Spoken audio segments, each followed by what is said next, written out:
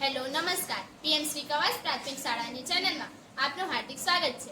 આજે હું તમને ગેલેન્ટ્રી એવોર્ડ વિશે વાત કરીશ। આ એવોર્ડ એવા વ્યક્તિને આપવામાં આવે છે કે જેમણે શૌર્ય પુરસ્કાર પ્રાપ્ત કર્યા હોય અને એ પણ દેશની રક્ષા માટે આફત અથવા સંકટ સમયે બહાદુરીથી ભરેલ કામ કરેલ હોય ત્યારે અથવા પોતાના જીવનને જોખમમાં લઈને બીજા લોકોના જીવ બચાવ્યા હોય ત્યારે આ પુરસ્કાર ભારત સરકાર દ્વારા આપવામાં આવે છે, જેમાં પરમવીર ચક્ર, મહાવીર ચક્ર, વીર ચક્ર, અશોક ચક્ર, કીર્તિ ચક્ર જેમ અને શૌર્ય ચક્રનો સમાવેશ થાય છે। અને સાથે સાથે બાળકોએ પણ કોઈ શૌર્યતા ભરેલું કામ કરેલું હોય તો તેમને પણ બાળ શૌર્ય પુરસ્કારથી નવાજવામાં આવે છે।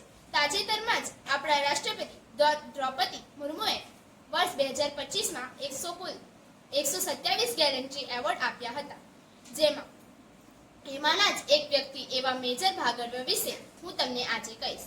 તેઓ આસામ રાજ્યના કામરૂપ જિલ્લાના રામપુર સુજનપાડા ગામના રહેવાસી છે।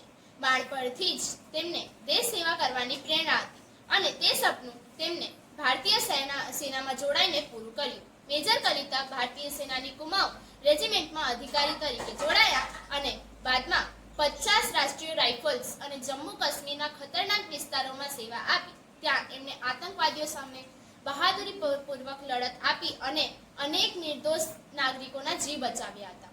તેમની એક સૌથી મહત્વપૂર્ણ કામગીરી હતી ઓપરેશન સિંધુ, જેમાં કલિતાએ પોતાના ટુકડીનું નેતૃત્વ કરતા ખતરનાક પરિસ્થિતિમાં શાંત અને દૃઢ મનોબળ રાખ્યું। તેમની જવાબદારી, હિંમત અને સમર્પણથી આખું ઓપરેશન સફળ રહ્યું અને દેશને મોટા ખતરામાંથી બચાવવામાં આવ્યું। તેમના આ અદ્ભુત શૌર્ય અને નેતૃત્વ માટે તેમને 2025માં શૌર્ય ચક્ર એવોર્ડથી સન્માનિત કરવામાં આવ્યા હતા।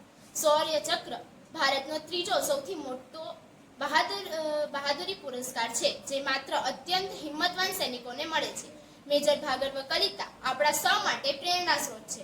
તેઓ આપણને શીખવે છે કે સાચો દેશ પ્રેમ એ શબ્દોમાં નહીં પણ કૃતિઓમાં હોય છે। ચાલો મિત્રો, આપણે સૌ પણ આપણા ક્ષેત્ર, દેશ કે આપણા દેશ માટે કંઈક સારું કરવાનો સંકલ્પ લઈએ। જય જય હિન્દ।